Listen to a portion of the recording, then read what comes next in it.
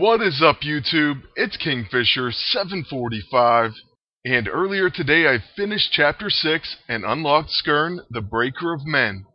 In this video I'm going to show you the unlocking of this new alternate for She-Hulk, then we'll socket it up and take it for a spin in PvP. Alright, so the very last thing we did was complete the 4th wall on challenge mode. This also gave us the brand new golden weapon, the Serpentine or Serpentine Staff. I've heard it pronounced both ways, so it doesn't really matter, but it is a golden weapon that has exploit opportunity. Then it also causes intimidated, so we'll have to try that out maybe in a poor man's PvP episode. Now we're going to get a few more rewards starting with 10 command points, then I believe we'll get 5 gold next, and then as our final reward we will be unlocking the brand new alternate costume. This is basically She-Hulk being part of the Worthy, and if you haven't been following this storyline, it is pretty epic, and I will try to share it with you as I go through each individual mission. Now the first thing that I do want you to know is you get the Bruiser and Scrapper class for Skirn. I'm going to focus on the Bruiser for this video, but I will definitely find uses for the Scrapper as well. Then the other thing that I should note is the fact that She-Hulk has been upgraded. So we'll take a look at these new changes, as well as what this alternate costume brings to the table. Skirn, the Breaker of Men, does have some pretty cool passive abilities. First, she has the Breaker of Men. All enemies gain pain every turn.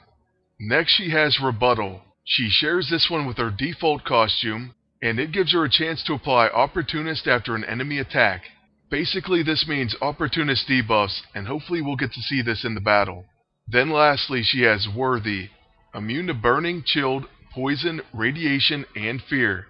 Then, starting with her first ability, Hammering Blow, it's an unarmed melee attack that causes Wide Open and Exposed, and then it grants her Breakthrough and Wind Up. So her next attack is going to be a guaranteed crit that does 25% more damage. Next, her Motion Granite is going to apply Incapacitation, which makes the enemy have a chance to lose a turn and counts as a stun for actions that affect those targets. It also applies Winded and Off Balance. Her level 6 is Stomp. It's an unarmed melee attack that has deadly crits, exploit opportunity, and it exploits stun. So this can be a heavy hitting ability, especially if the opponent has opportunist debuffs. It does have a very low crit chance, so you'll want to boost it if possible. Then her level 9 is now Burst of Speed. This is a quick action that gives her a buff of the same name that causes her to take 2 actions this turn. So she can actually set herself up by using Hammering Blow and then Stomp, or Motion Granite and then Stomp. So far these changes are looking pretty promising, and I really do like this alternate costume. I think it looks phenomenal, and I can't wait until they add even more worthy hero alternates. What I'm going to do now is skip ahead to when I have ISO 8 on her, and also an AISO.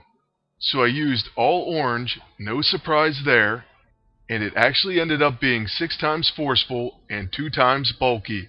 Then for her augmented ISO 8, I just went ahead and increased the critical hit chance on her Stomp. In the future I'll probably do something with the Dragon's Foot, and then maybe the Juggernaut as a team up.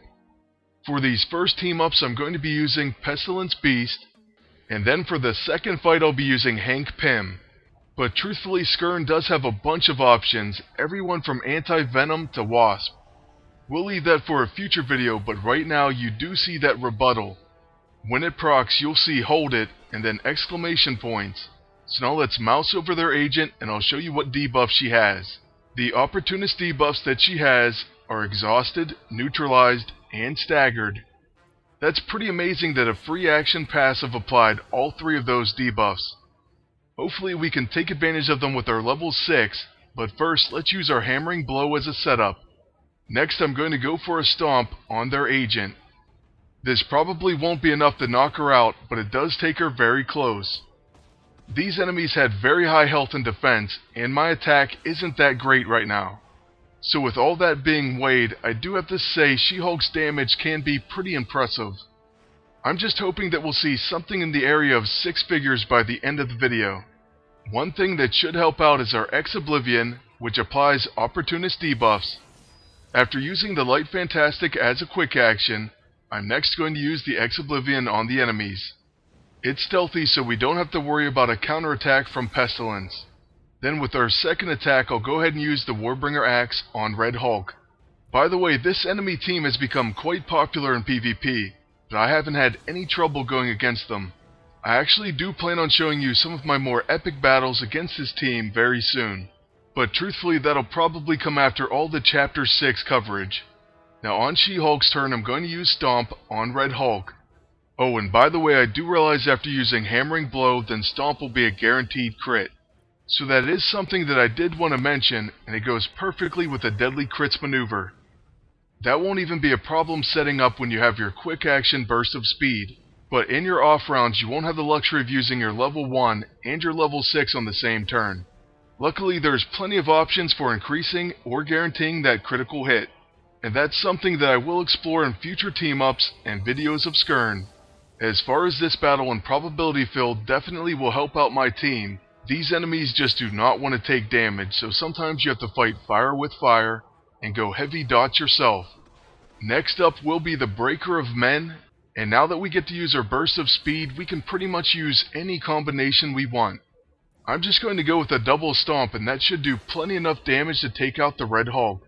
After this second attack, it'll just be down to Pestilence Beast, and we do get 2 turns in a row. First with our Beast, I'll go with the Jekyll and Hyde, and now an Atom Smasher to finish the fight. So this was a pretty impressive first performance against a very strong opponent. Remember, my She-Hulk is only a level 12, and she doesn't even have an E-ISO. I will tell you that she's going to be next on my leveling list. In this next match, we're going to be teaming up She-Hulk with Hank Pym. Basically, we're going heavy on the Opportunist debuffs, and the Ex-Oblivion will be a perfect start. Next, the enemy agent is going to use the Blackest Void. That won't bother Hank Pym at all because we're going to use an AoE attack, Army of Ants. This places neutralized, off balance, and winded because of his A-ISO on all the enemies at once. It's a perfect setup maneuver for She-Hulk's level 6, not to mention his own level 9. So on She-Hulk's turn we'll use her Burst of Speed, and then first her Hammering Blow. Next, I do have to say I am kind of worried because we are disoriented, and it appears I had reason to be nervous. There goes our critical hit stomp on our own agent. Now after using the Light Fantastic, I'm going to go ahead and cast the Blackest Void back on the enemies. I believe it's always good to give them a taste of their own medicine. Oh, and I failed to mention we also get an extra turn because of our Tactician Empowered costume. However, we're still disoriented, so I'm just going to use the Raft Shank rather than risk a Warbringer Axe. The enemy agent uses the Psychic Amplifier for some weird reason, even though he has Pestilence Beast. I know it can increase stats, but I still think it's weird. Then the Blackest Void pays off and he hits his own rogue. Now it's time for Hank Pym to do his damage, and it's a huge hit on all the enemies.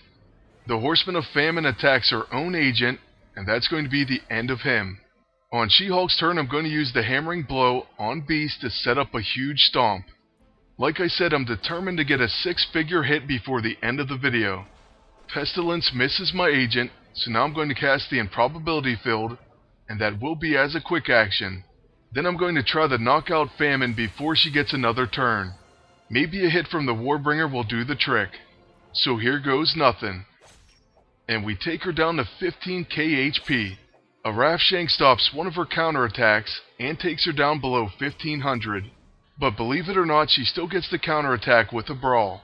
That's basically because we stopped the first counterattack, but she had 2. Still, Hank Pym makes quick work of her with a Growing Pains critical hit. And now with our Burst of Speed, I'm going to go ahead and use Motion Granite, and then set up that perfect stomp. This should finally do it. Oh, but he dodges the attack. You know what, we're not going to let him off that easy. I'm just going to go ahead and recharge with both my agent and Hank Pym. Mark my words, Skirn the Breaker of Men is going to get her stomp on. And I guarantee it's going to break 6 digits. So there it is, 172k. And that's going to be it for our first look at the Chapter 6 reward costume. I really hope you enjoyed the video, and I want to thank you all for watching. Please like, comment, and subscribe. And until next time, good luck, and take care.